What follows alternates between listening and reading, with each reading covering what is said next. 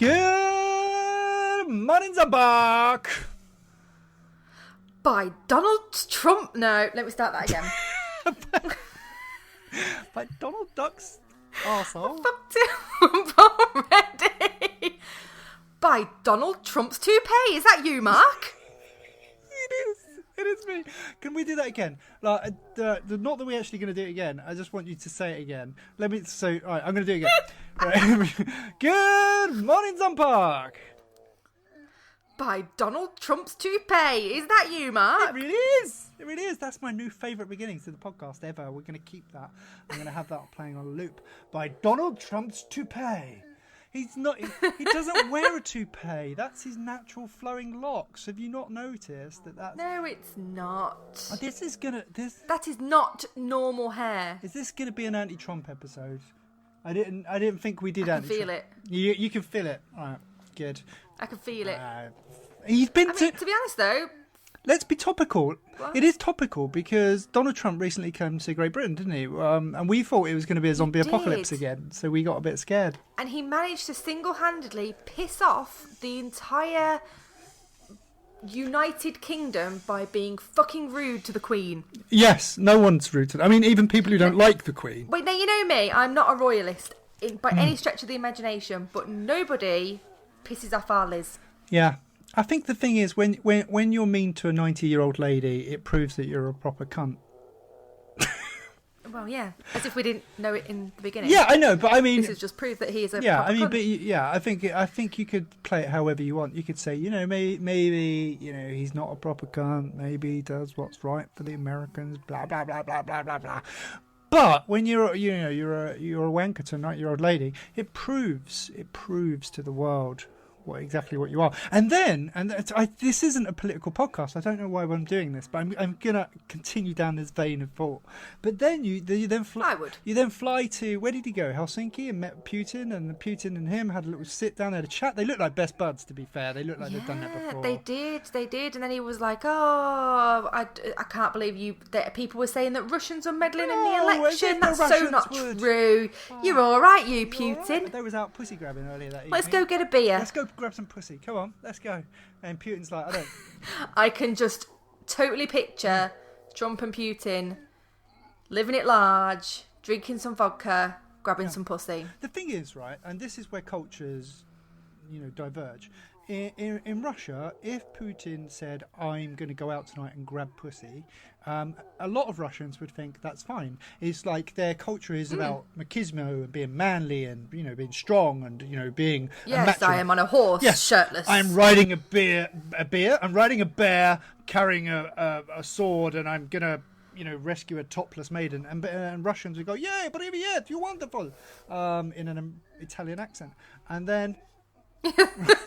Like Mario. Yeah, like Mario, yay! And then, but then in America,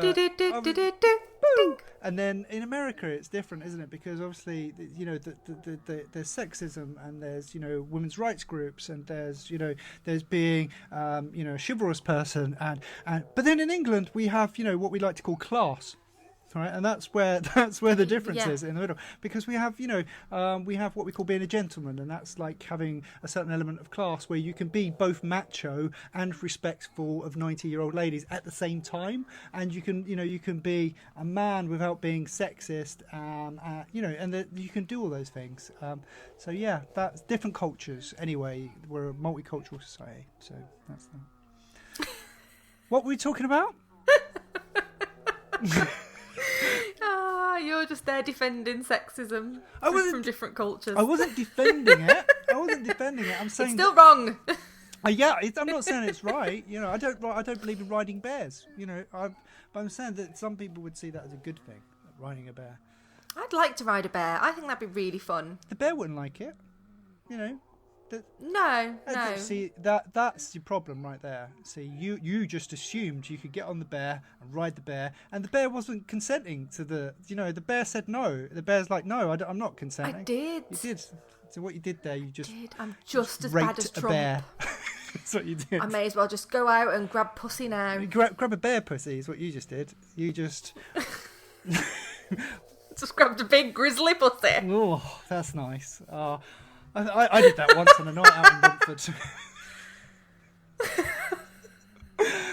Sorry, Mother, if you're listening to this. There we go. What are we doing this week? Anyway, what is all this about?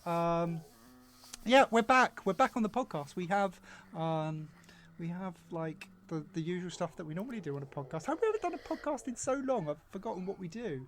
What is it? I've forgotten what we're doing. Yeah, so we're going to have a guest. We're going to have a guest this week. We are. You're not going to interview them. What? You're not allowed. I'm not, no. I had a small child to put to bed. Yes. So I did the interview on my own, and it was a guy called Joshua Cleave. And Joshua Cleave is a very nice person. I thought he was a Scouser. So in my notes here, I wrote a Scouser who made a short zombie movie called Rage. He isn't a Scouser at all. Is he not a Scouser? No. He sounds like a farmer, like Farmer Giles. Or I can't do Farmer Giles' accent. Can you do like... Oh, I'm going to go wrangle my cattle down in the field. That sounded a little bit Swedish, didn't it? It did. It was like I'm not very good at like accents. The Swedish chef. It was hurdy, birdie, wordy, birdie. But yeah, he's not a Scouser, and he's not a pirate either. Oh, he's got a tractor, but he's not a pirate. He doesn't go after you. Is he like from down Cornwall way? Yeah, he's got a bit of a Devon accent, but he's also... Does he like a bit of cider and a pork pie? He's from Leeds. He lived in Devon, and now he lives in Liverpool. So his accent is fucked. It's off the charts. No one understands it. I didn't understand a word.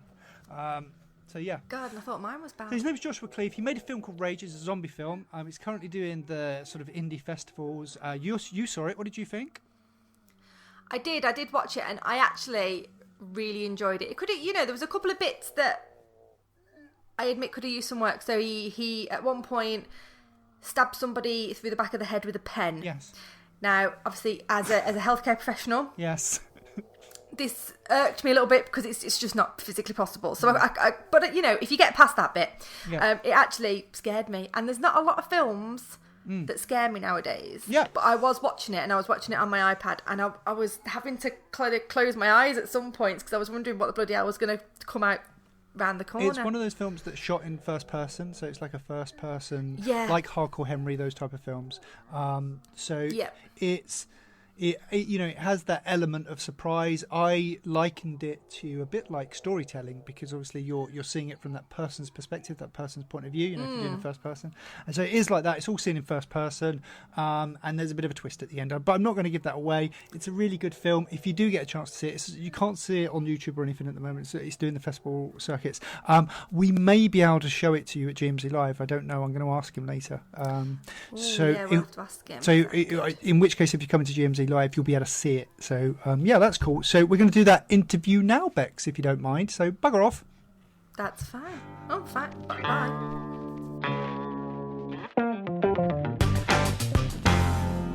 So this week we're lucky enough to be interviewing a young indie filmmaker called Joshua Cleave. Josh has recently made a sort of low-budget zombie flick called Rage. Before I ask you too many questions, because I don't want to sort of give all the preamble over and ruin it for everybody else, but I just want to say hi. Hello, Josh. Thanks for coming on. Hi. Thanks for having me on your show. Oh, you're welcome to GMZ, mate. Have you ever listened to our podcast before?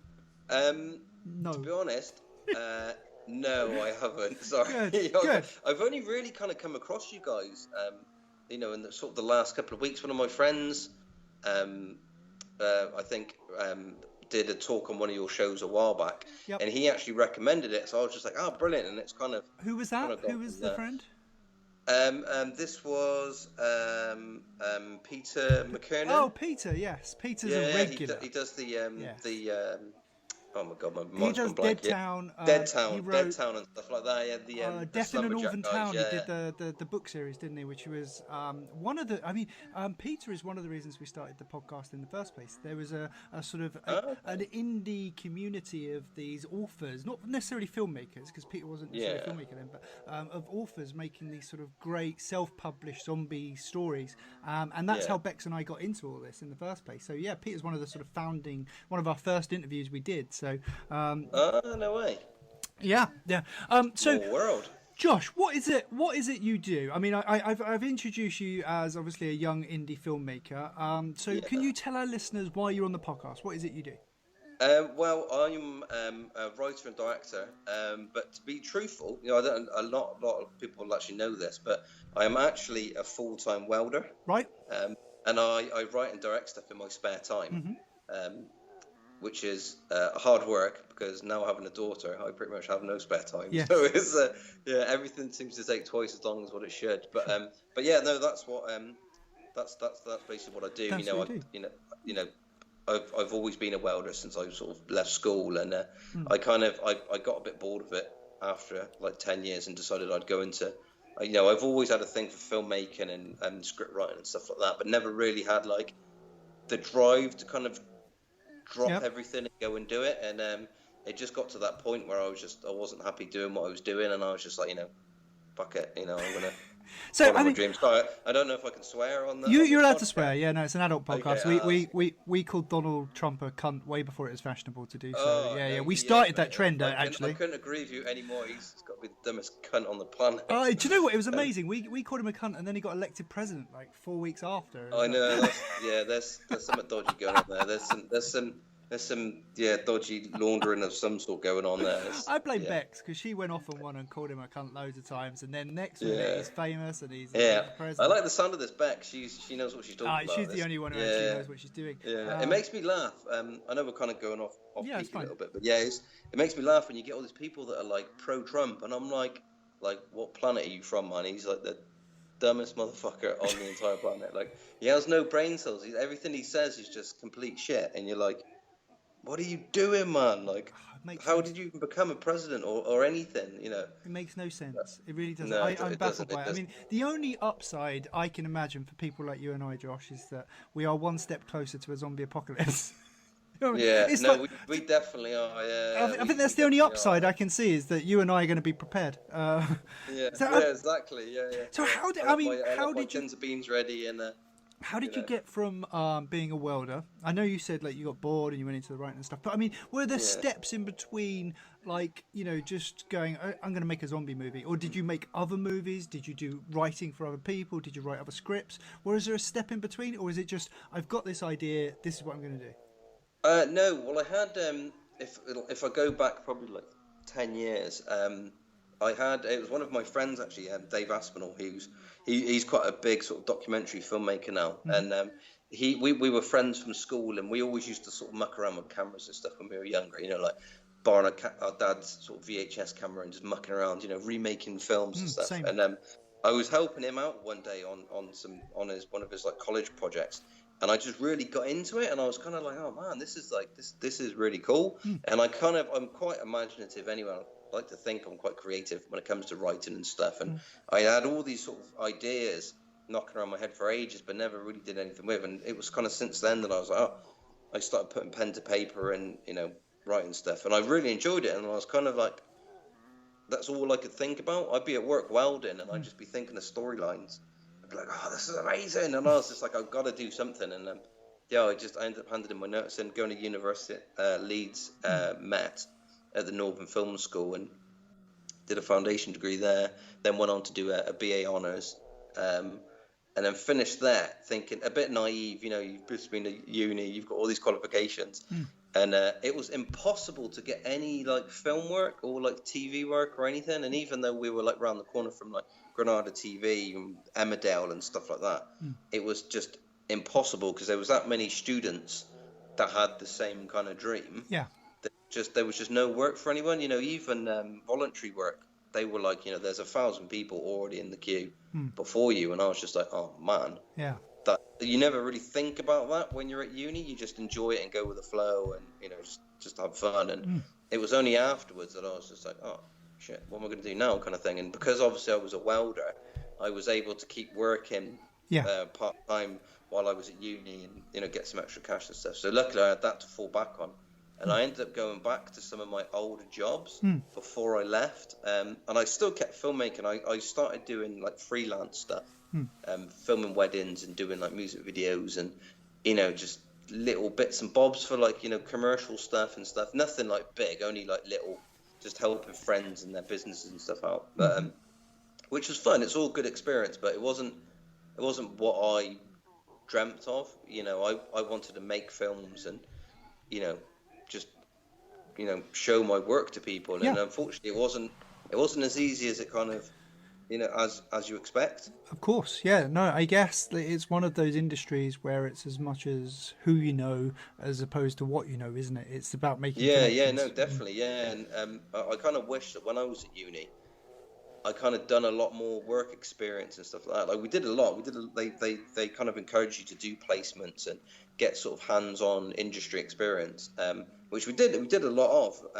But at the end of it, they were all like, well, unless you've got 20, 30 years experience in the industry, they won't really touch you. And I was a bit like, yeah. you didn't tell me that before I joined the bloody course, and I got massively into debt. And how are you supposed to get the experience if no one will give you the experience? I mean, that's no, exactly, and it was a bit soul crushing because for them to say, oh, it's not really the degree they look for, it's the experience, and you're like, motherfuckers, why didn't you? I just wasted 4 years of my life doing this, but it was, it was good, and I learned a lot. I thought I kind of knew how filmmaking was, but until you really kind of understand stuff like the camera techniques and how the director directs someone and how you write a script and how you write different acts and stuff like that, until you really learn it, you don't know what you don't know, if that makes sense. Yeah, it does. I mean, I write a bit, as you may or may not know. I've wrote a couple of zombie books and stuff. Okay. Yeah, I did know that. I've never wrote a proper script. Lots of people have said to me my style of writing is like a screenplay. And I've been told that by my editor. You should write screenplays rather than books because you're shit at books. Yeah. Right. So I've been told... No, you should. Yeah, it's got I'm kind of the same. I'd like to do the opposite. I write scripts sometimes, and I kind of write that much action in it. Yeah. That I might as well write a bloody book. Yeah. And so. But I think the thing is, like, you don't know unless you physically go and do it, and I think that's the difference. Yeah. Studying as a degree and then making a film, you physically go and do it, and that's how you learn, isn't it? Obviously, definitely, yeah. So it was because of this you decided to make Rage, was it? It was kind of like, I'm going to go off on my own. The Rage was the Rage sort of came to me like a couple of years ago. Actually, since I sort of left university, which was probably close to 10 years ago now. I was sort of stuck in a bit of a sort of not going anywhere kind of situation. I couldn't get work straight after university. I was doing obviously part-time welding stuff, and that ended up that it was when all the recession stuff happened. Yeah.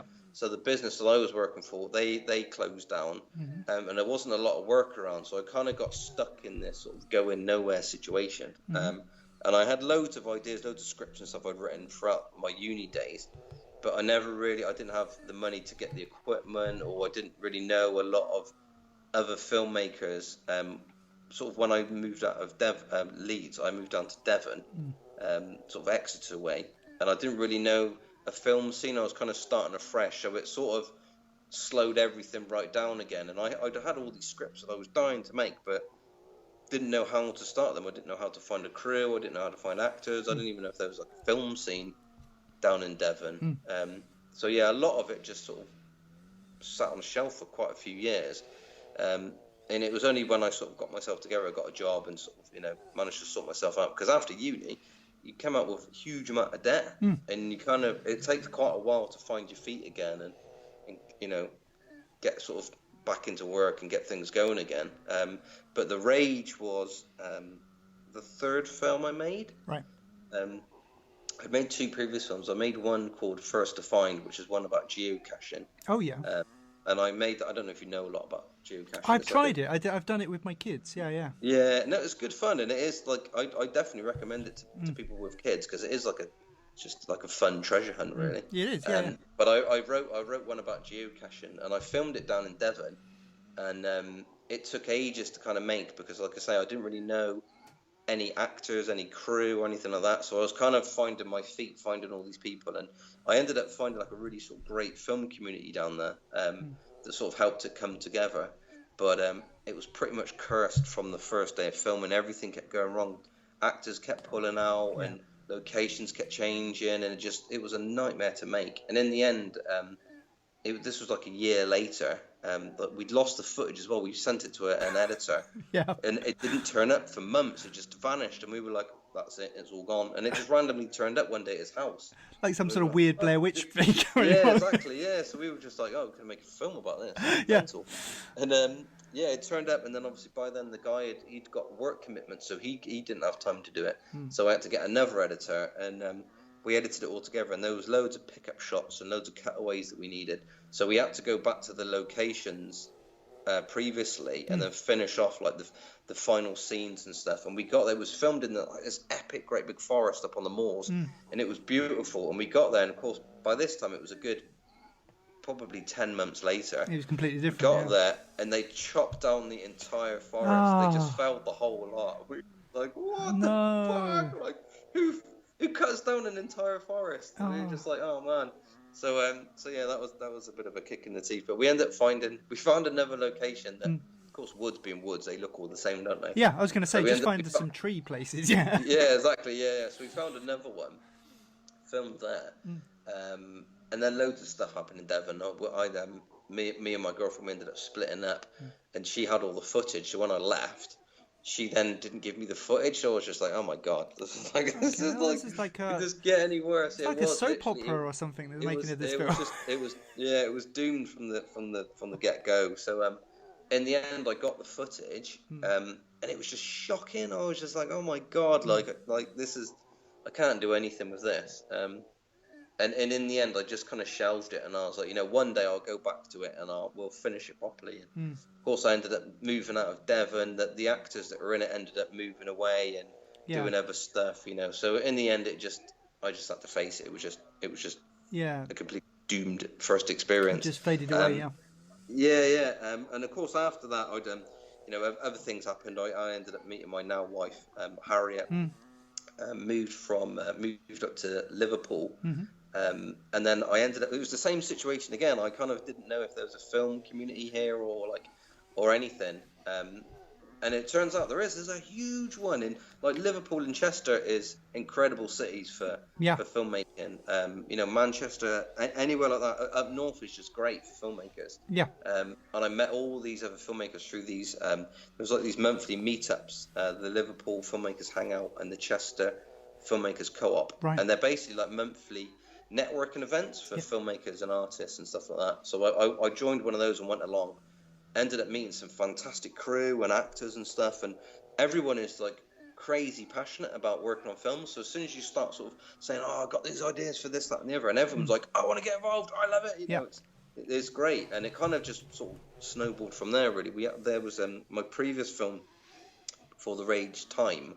There was a few of us that got together, and they have. In Liverpool, they have this thing called the Liverpool Film Night, and it's basically like one of the local cinemas hold like a competition for local filmmakers to submit short films, and if it gets accepted, they then show it at the cinema, and then it goes on to like an awards, and then they have like a winner overall and stuff like that. So a load of us got together and sort of pitched some scripts around, and everybody really liked mine, so they were like, "Okay, we'll go ahead and make that." Not thinking that the deadline for this competition was actually in like 4 weeks. So we were like, we've got to get this going, So we jumped in and we shot it in like 2 days. And then obviously it took a few weeks to sort of edit and get some music composed and stuff for it. And then submitted it, and then to my surprise, it got in. Wow. Which was just amazing. It didn't win, unfortunately. There were some really random ones that won, actually. Really? Oh, that's frustrating. It turns out that they chose. It was quite annoying actually, because they didn't choose it because it was like the best film. They chose it because it was the shortest, and they wanted to show it before certain feature films at the cinema. So of course mine was like, I don't know, 6-7 minutes long, and this one was literally like 20 seconds. So everyone was like, "Oh man!" So they was looking for big impact in shortest amount of space. Yeah, exactly. Yeah. Well, if they told you that, which is fair enough. I can understand it. Fair play to the guys that won it. But everyone was like, "What?" Like nobody could believe it, kind of thing. But that's just how it is. But I was happy that it got in and it got shown on the big screen. So that was pretty incredible. Yeah, sounds amazing. Yeah, and then obviously from that. Sorry, I've waffled on this massive answer. Fine. And then from that, I'd had an idea of I'd love horror stuff and I love sort of zombie films and things, but I never really sort of scripted an actual story before. And then I saw this this video called what was it called? Bad Motherfucker by the Broken Elbows. It was by the same guys that made Hardcore Henry. Yep. And it was obviously their sort of first attempt at like an action film, and it was all the same camera mounted on the lead actor, first person kind of POV style. And I watched it and I was like, that is fucking mental. Like the action and the story was just crazy, and it was only literally like 3 or 4 minutes long. Yep. But from the very beginning, I was just like, this is mental. Like I want to make a film like this, but with zombies, and make it like scary and have like, you know, and it kind of just went from there. I quickly came up with the idea for the Rage, and I came up with this sort of great twist. Obviously you guys have watched it. I've watched it, and I'm not going to give away what the twist is. Yeah, I don't want to give it away, but I kind of love the idea that nobody knows until right in the very end. You know, you're kind of in this guy's head, hearing him swearing and sort of panicking and trying to escape from these ragers. And then obviously the reveal at the end, and you're like, do you know what? It is reminiscent of what we was talking about earlier, of sort of novel writing. When you're writing a zombie story, whether it's a short story or a novel, and you're going to put a twist, you're always in the character's head, aren't you? You're seeing it from the character's point of view, and it's your film is very much that way. You're seeing it from one perspective only. You're always seeing his point of view, and it's not to the end where you can see it from someone else's point of view. Do you understand what's actually happened? Yeah, definitely. Which is nice, because I think until the kind of the big reveal, the listeners have probably figured out what it is now anyway. But that was the good thing about it, because you could generally just trick. There was some bits in it that I was like, I don't know if that's too obvious, or people would twig early on, but I think there's such subtle little things that I don't think people really do. They just think, this guy's just getting chased and he's trying to escape. Yeah, you don't. I must admit, I'm quite a keen observer when it comes to things like this, and I thought there was something off until the reveal. I was like, what is going on here? There's something not right. You know what I mean? But I couldn't tell you what those things were. There was obviously a little bit subtle, so there was a bit subliminal.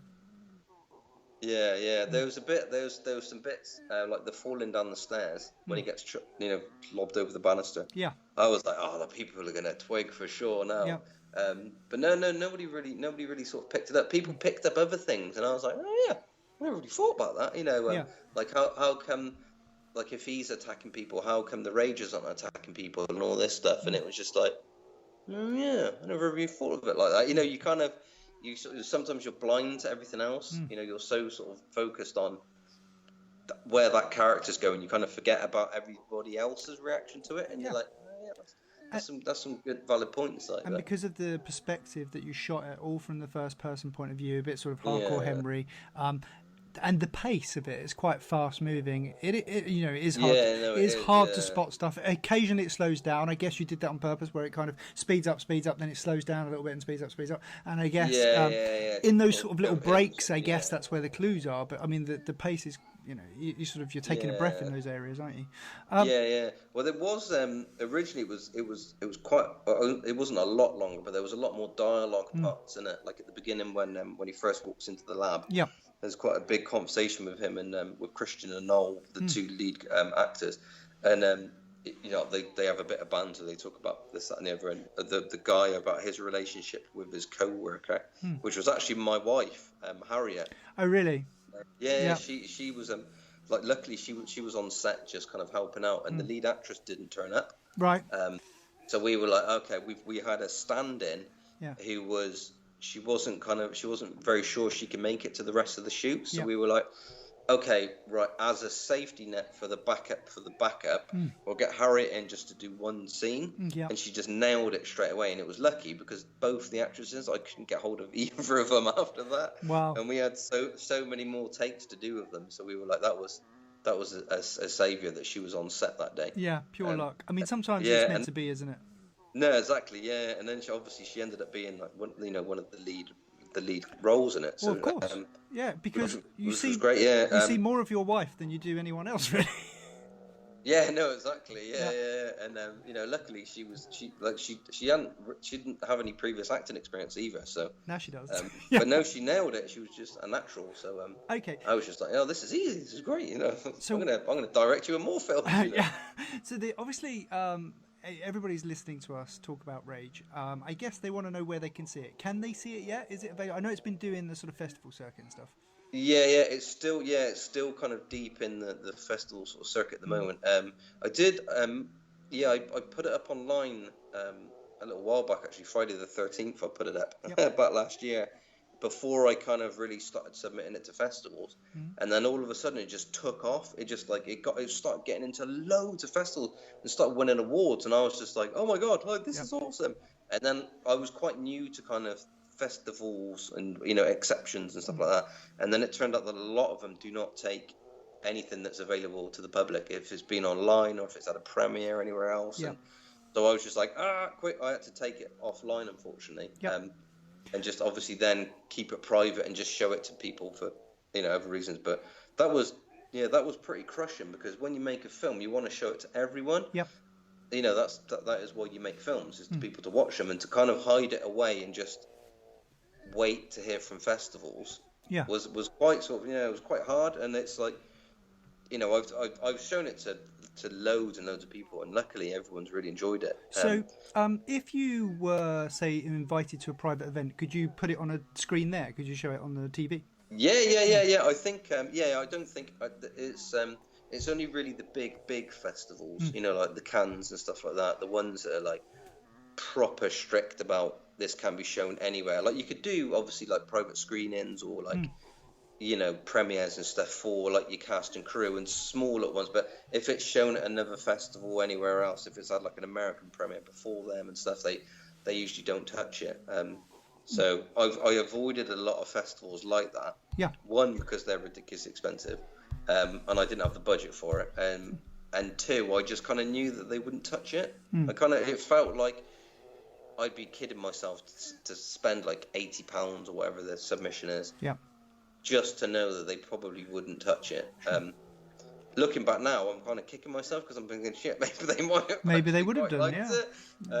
But I sort of my tactic was to go for the smaller indie festivals and kind of and go that way, and it's been great. Received it. As a sort of a newbie who's a bit ignorant to filmmaking, I mean, what is the end game of festivals? Is it to be picked up by distributors, or is it to make contacts with producers? Is it hopefully that a bigger company see your talent and take you on? Is that the end game? I think well that would be the dream if anyone was to spot it. They say about all these talent scouts and all this sort of stuff, and they say about producers and stuff like that attend these events, and they see your film, and if they like it, they'll, I assume, contact you and say, okay, do you have a feature film version of this, or do you have any more that we can see that we could possibly fund and make it longer and stuff like that, and distribute and what have you.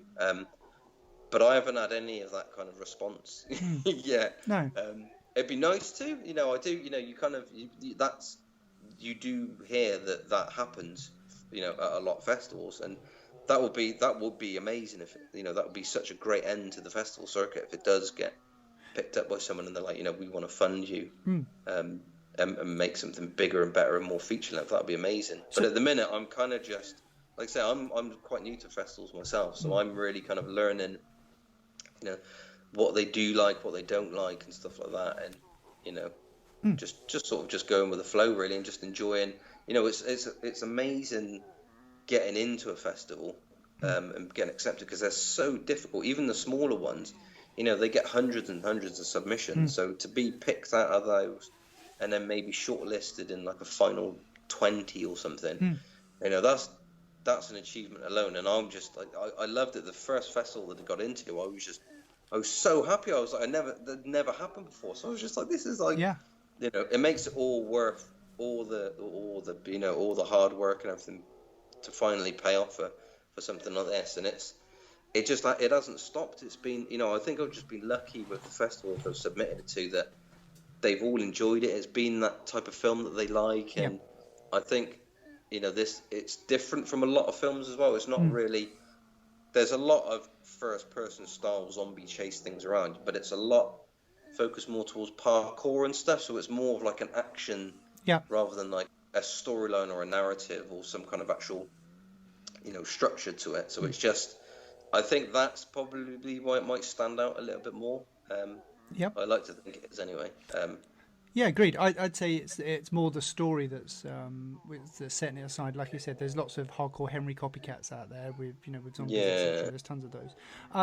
So there's going to be a Rage 2, I hear. I heard you talking to Bex about it. So that's a project you're working on now. You're raising funds. For that? We're like really deep in pre-production at the moment. Actually, we've got. Funny enough, we've just launched an Indiegogo crowdfunding for a bit of budget this time, because the first Rage was, we had like zero budget. Everything was begged, borrowed, or just funded out of my own pocket. So this one, obviously we managed to make something amazing out of nothing, and it's been great, but it's cost me a lot of money afterwards, festival submissions and stuff like that, and just paying people for their hard work. So this time I'm like, I want to raise some money and we'll make something even better and bigger, and pay people and send it further afield, and more festivals and stuff. So we're doing an Indiegogo for the Rage 2 at the minute, and it's doing really well actually. It's picked up quite a lot of donations so far. So I'm hopeful that over the next sort of 30 days, or we'll hopefully reach our target, and then we can make something just epic. I mean, obviously, share it in the GMZ group. You share it on the GMZ page. You're more than welcome to share it around. How much are you looking to raise? How much do you need? Actually, it's quite a lot. Yeah. £4,000. 4,000. Yeah. Is our target that we'd like to reach, which is huge. Like I said, like when we were going through the figures and stuff of the Rage 1, and we were looking at the festival costs, and alone just for like the festivals is like over £1,000. So we were like, okay, we're going to need a lot of money for this, and now obviously we're shooting in quite a few locations that we have to pay for, so we need money for that, and then we need money for equipment, and then we need money for the makeup and prosthetics, and there's everything. Once you start kind of going through the costs, you're like, wow, that's a lot of money. How did I even make the Rage on like £100? I have like no idea. No one knows how you did that. No, not even you. I don't even know. It's bonkers. But yeah, so we're the £4,000's our target. But I'm sure you'll get there. I mean, I'm sure. I'm quite positive. Like we've had some sort of great support off horror fans and stuff, and we've obviously there's a big horror scene as well. There's a lot of horror groups and stuff on Facebook and Twitter, and it's only been through the Rage 1 and promoting that and posting it places and sending it to festivals that I've kind of really now found out about all these different sort of these horror followings, and it's kind of snowballed, and everyone's been like, oh yeah, the Rage, they've loved it, and they've kind of advertised it and promoted it, and it's with the help of all this that it's kind of made it even more easier and more exposure, and easier to kind of reach more followers and backers and stuff like that. So the indie horror community are a tight knit bunch. Everybody supports each other. When things get political, it all gets on top because everybody's so tight. But then everybody's all right again. It's quite they're quite a tight group. Everybody kind of knows everybody, which is cool. It's good. And you kind of, it's nice because you get a lot of people that are like genuinely supportive. You don't get there's some, I found there's a lot of film groups on Facebook that you just like, you have to avoid like the plague, because there's just some really horrible, spiteful bastards on there. And you're like, they're not like, you get a lot of these big heads that are like, you're shit, and it's like, you don't need people to put you down, you need people to encourage you and push you, not just make out your work shit, you know what I mean? Because that poor guy's probably never going to touch a camera again, But then you get, on the flip side, you get other people that are like, okay, that's more people that are more, they'll like critique your work, they'll say, okay, it's not great, but this is how you can make it better, and they'll support you like that rather than, knock you down. And like, luckily that, I've had some, you get some trolls that are like, oh, I don't like that. Yeah, always get like, some. You're just being a dick. I'll give you some advice, Josh. The best people, the nicest people that I've interviewed on this podcast have been some of the most successful. So we interviewed Matthias Hone, who's the guy who wrote and directed Cockneys vs Zombies. And he was the nicest guy. Okay. Yeah, it's a wicked film, though. Yeah, it's a great film, and he's done some other great films, and he's always working in Hollywood. He's always making films or adverts or something, and he's a really, really down-to-earth guy. And he's the sort of guy who I said to him, I've always thought about making a film. He went, go make a film. Just go do it. He said, that's how you do. That's how you learn. You just go make films. Yeah, definitely. And he's one of the most encouraging people. We had an interview with Russell Hodgkinson, who's Doc from Z Nation. He was the same, cool. Just really, really encouraging. And then I've done interviews with people who I didn't even know who they were until I started talking to them. and you think, who do you think you are? You know what I mean? You're just so you're so engrossed in yourself so some of the most successful people, some of the people that have done the best work, they're the people who seem to be the most modest. So when you get these trolls and they tell you that you're shit, just remember that. I know. I haven't got time for people like that. No.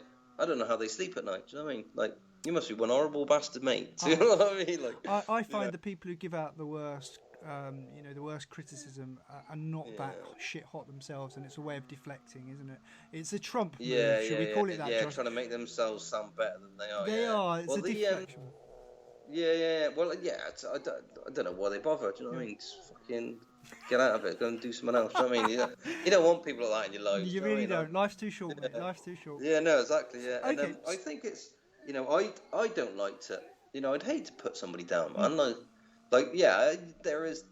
like, I don't want to be horrible, but there is some crap, and you watch it and you think, that's not great, but I wouldn't go in going, oh mate, your work's shit, you know what I mean? Go and hang yourself, I mean, if they ask your opinion, you can give a professional opinion, can't you? I'd say, I like this bit, I like this bit, this, if I was, I would probably do this, and I'd try and encourage them and not put them down and not put them off or anything, and just be like, this would be better, but that's my opinion. Like, somebody else could watch it, but actually, I do it this way. So it's, swings and roundabouts when it comes to feedback. People have got their own vision and their own way of doing things. I mean, I can sometimes watch a big Hollywood budget movie, and I do it all the time. Actually, to say sometimes, I do it literally all the fucking time. And I sit there and I think, why have you made this film this way? You've got all the budget in the world. You've got, got all the talent that you have on screen, and you've made it this way. What was the purpose? So we all have our artistic vision on how we would see it, and you probably, as having done the degree, you probably do it more so than I do. I do it too much sometimes. My wife, like, a lot of times she's just like, shut up, just watch the film, and I'll be like, oh, that's a beautiful shot, and I'll be like, oh, you know what I mean, he should have done it just like that. Why didn't he do that? Why didn't he, like? And I find myself just coming out with it, and I can't help it, and it's just like, I do the same. I just sit and watch the film and like.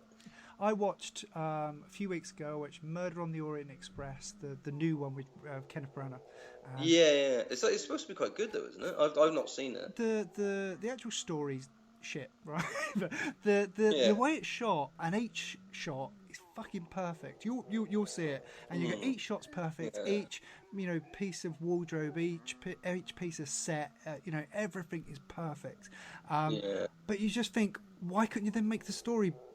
But I guess you're working with the material you've got, but still, I would have tried to improve it. But there you go. That's just my opinion. But it sits there and you're frustrated. Anyway, Rage 2. So Rage 2. What is the Indiegogo address? What do they have to search to find it? Search for the Rage Film 2. Rage Film 2. Okay, well, that's easy enough to find. I don't know the exact link off the top of my head, but if you just search for the Rage Film 2. Have you got a website that they can go to? And we've got a Facebook page. Yep. Just the Rage Films. Mm-hmm. So you'll see we've got everything on there from it was originally set up for the Rage 1. Yeah. With all our behind the scenes photographs, making of and stuff like that. And then obviously you can follow off our festival journey. So you'll see all the festivals it's got into and the awards it's won and stuff like that.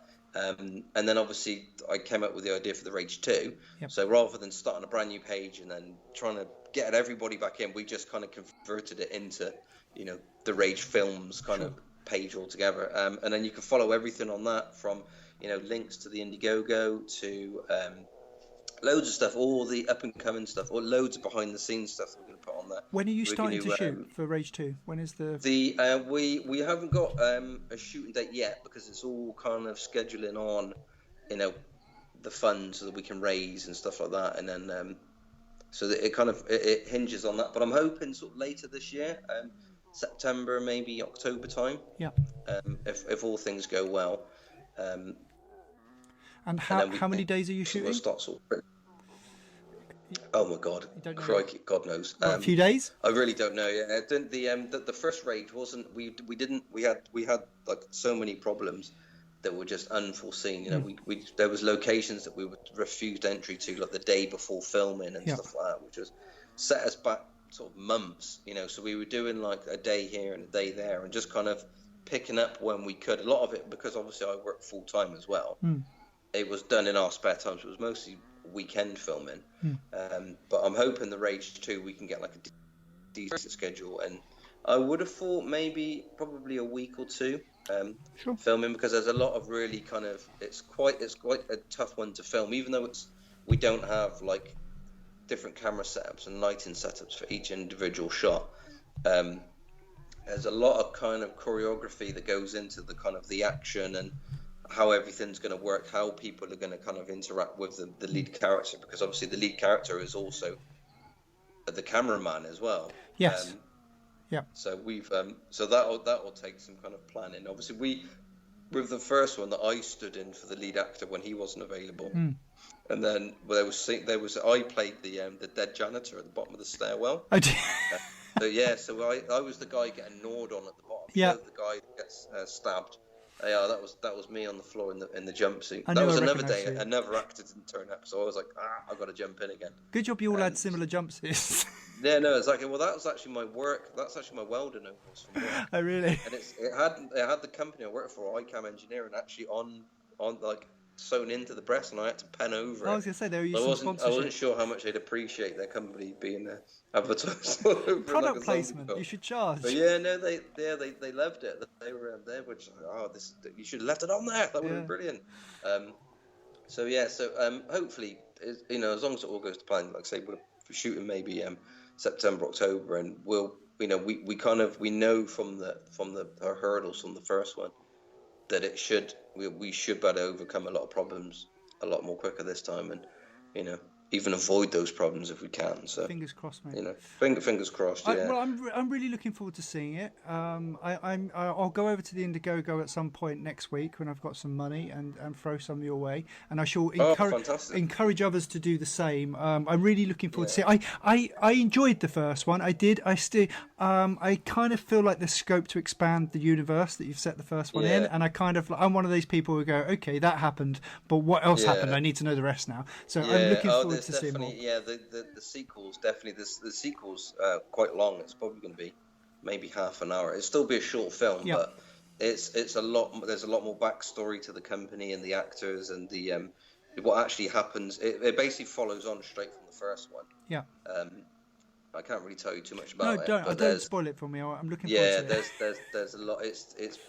There's so much going on. There's soldiers in there with guns, and it's going to be bloody carnage. So it's going to be great fun. I can't wait to start filming it. So. Fantastic. Oh, I'm really looking forward to it. Josh, thank you very much for coming on to Good Morning Zonpok. It's been a real pleasure. I've really enjoyed your company. Hopefully, when the film comes out, we'll get you back and we'll have a talk with Bex next time. Yeah, no, definitely. Yeah, that'd be fantastic. Yeah, thank you. Thank you very much for coming on. Bye bye. No, thank you. Thanks for having me on. Thank you very much.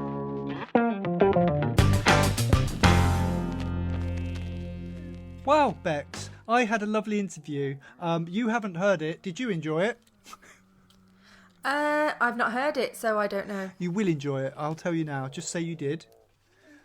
Yes, you did. I enjoyed it. It was a really fucking amazing interview. I thought you'd think that. Josh was a lovely guy. He did some lovely talking. We talked about stuff, and it was fun. So yeah, that was the interview. So don't forget to look up Joshua Cleave and the Rage movie. You look up the Rage movie on Facebook. I'm going to share his stuff around in the Facebook group.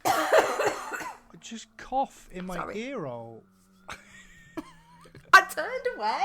Fair enough. It wasn't directly in my ear hole. So I'm going to share his stuff around so you can all look at it and stuff and support him in his Indiegogo campaigns. Bex. Normally at this part... Do you know what we've not done? What have you not done? My zombie fact of the week. Oh, is there a jingle? Do we need a jingle? Do a jingle.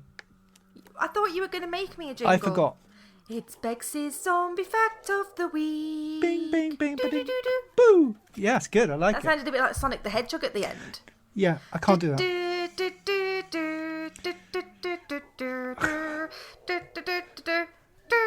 You're really talented at doing the video game songs, aren't you? You did the Mario one at the beginning of the podcast and Sonic at the end. Have you got any more? Literally spent my entire childhood playing Sonic and Mario. Sonic the Hedgehog and Mario. Have I got any more? Yeah, do you know any I more? don't think I can remember the one from the Golden Axe. Oh, shut up. You're too young to remember Golden Axe. That's my generation. Oh, I fucking love the Golden Axe. You loved the Golden Axe. You get on them little... them little horse things you used to ride? I can't remember what they were.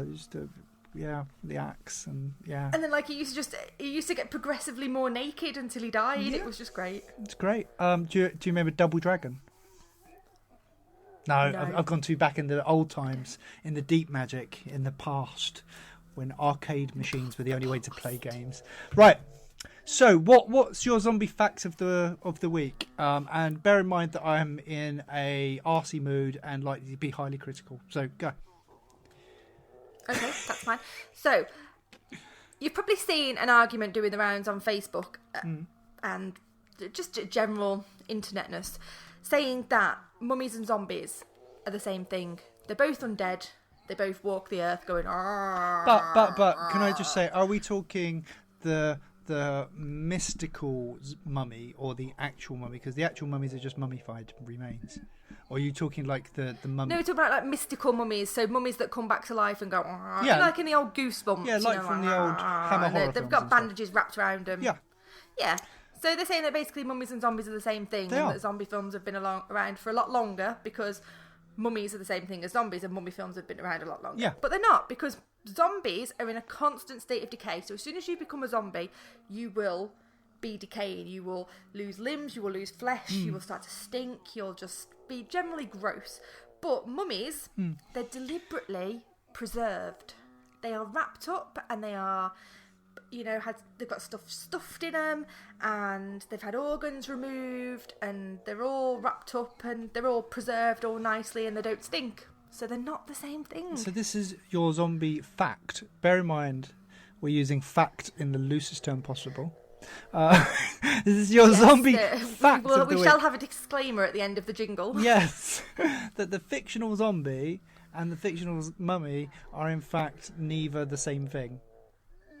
No, they're not the same thing. Okay, they're not the same Plus, thing. zombies are normally brought back to life by some kind of virus, and mummies just generally die, and then they're preserved, and then some evil magical spell brings them back to life. Yeah, I'd say if you look at sort of like the origins of mummies in like horror movies or horror writing, or I'd say that generally they're sort of like they have like pagan connotations, don't they? They're sort of like Christianity being scared of other cultures, so like things coming back to life with witchcraft and all that type of stuff. Yeah. Whereas zombies are kind of, well, again, there's a little bit of that paganism, obviously people being scared of people from Haiti and all that stuff, so and then they're sort of misinterpreting that culture, but there's a little bit of that, but mainly it's like sort of fear of society, isn't it? Of fear of modern technology or chemicals or drugs or all those conspiracy theories. Yeah, like laboratory made viruses and things like that. Yeah, still not a fact. Whereas you don't still really not mummify people anymore. I'm going to go with that it's not a fact. I'm going to say that it's not a fact. It's just like it's your opinion. It's an opinion piece. So Bex's opinion of the week. Okay, so I'll tell you what I'm going to do then. I am going to post it on Facebook, and people who listen to the podcast, if you come over to our Facebook group, Good Morning Zompoc, I will post a question, and we will see what the people think. See what the people think. So let the people decide. See if they think that zombies are not mummies. Zombies and mummies are not the same thing. Okay, but we can't let the people decide because people don't know nothing. People are stupid. I mean... No, that's true. Well, no, people can decide, and I'll just shoot them down and say, well, you're all fucking wrong. Oh, yeah. And I'm deleting the post. There's a good idea. That's better. Okay. Because I've got the power. Like She-Ra. Admin power. Do you know... do you remember She-Ra? No? I do remember She-Ra. Yeah, they're remaking it. It looks awful. They're remaking it in... Oh, no. Netflix are remaking it, and they've made it like a American Netflix anime. are remaking everything at the moment. Oh, it's awful, isn't it? I like... I watched a thing the other day on Netflix. Is it called This Is the End? The movie that they're showing on Netflix. And it's kind of a post-apocalyptic thing. Yes. Yeah? Is that the one where they're it's a load of celebrities and they're in a house No, and not the that apocalypse one. hits? No, it's a new made for Netflix series film. I'm trying to find it. Oh, right, okay. I'm trying to find it because I want to give How It Ends. It's called How It Ends, right? And it's a film, and it stars... Who's in it? I can't remember the guy's name. But anyway, I watched it the other day, and it's about the end of the world type scenario. And you think, right, it's right up my street. It's post-apocalyptic. I like post-apocalyptic stuff. Yep. The film's a good film. Yep. For 3/4, except for, and this is ironic, right? Except for how it ends. It's called How It Ends, and it's a good film except for how it ends, because it ends shit. And does it not end? Oh, it ends shit. They should have just called it. Oh no. They should have just called it It Ends Shit, and then I would have been happy. You would have been happy, but you wouldn't have watched it, really. I wouldn't have watched it, no, but then I would have been happier than watching it. I watched it, I enjoyed 75%. The last 25% was not worth my time. So the first 75% gets a 3 out of 5 stars from Mark, and the last 25% gets no stars whatsoever. Yeah, so it just I've not watched anything zombie for ages. I've been so busy that I've just neglected it. It's very annoying. Yeah, I can imagine. Okay. So, is there anything else you want to talk about before we wrap up with like the notifications and stuff? With the notifications and stuff? Yeah, I would like to talk about GMZ Live because... We do? I would like to talk about GMZ Live. You would talk about GMZ Live? Can't fucking remember what I'm about to say. Anyway, let me just... get my train of thought. So, end of August, so it's about 6 weeks away, is it? 6 weeks? Yeah, it's got to be about 6 weeks. That's really quick. In 6 weeks, we are doing a live show here in Manchester, where I live. We're going somewhere in the central Manchester. We've hired out a loft. We're going to have different authors. We're going to have like author panels, and we're going to have lots of fun, and there's lots of free stuff being given away. There's going to be lots of booze, and you get to meet me and Mark. You get to meet all the GMZ crew. You get to get stuff signed by all these fabulous authors. So we've got we've got Claire C. Riley, Peter McKeenan. Yep. We've got Matt Hickman's coming. Ricky Fleet. Who else have we got coming? Ricky Fleet's coming. Yep. We're going to have Dave McCluskey's going to be there. He's going to do... yeah, we added Dave not so long ago, didn't we? We added Dave not so long. Chris Harris is going to be there. Yep. Diane's going to do a little halftime show. That's going to be a nice surprise for whoever comes. She is. We're going to look forward to Diane's halftime show, as long as she doesn't do a little nip slip like Janet. Sorry? As long as she doesn't do a little nip slip like Janet Jackson. Oh god, that'd be brilliant. And then we've got some goodie bags. We're giving out goodie bags, so you're going to get lots of freebies. So you get lots of free stuff, lots of merchandise. I've bought a whole bunch of new merchandise just for this event, so that's going to be cool.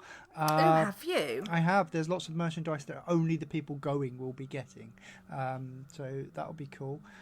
So yeah, if you can, there's tickets still available. So if you want to come, it's just basically a Sunday evening bank holiday weekend in August in Manchester. It's called GMZ Live. Just look it up. There's tickets still available. If you are in any doubt of where you can get tickets, just contact me or Bex via Facebook and we'll sort them out for you. We will indeed. What else do we need to talk about? The queuing. Oh. Go on.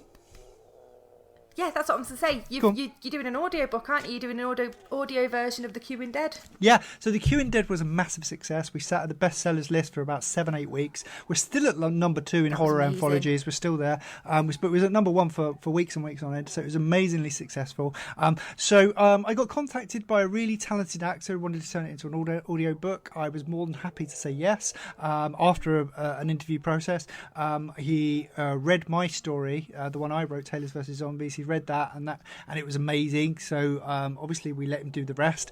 He's done nearly all of them, so we're nearly there. By the end of July, he would have finished the whole book, and then it will be released. So it will be an incredible listen.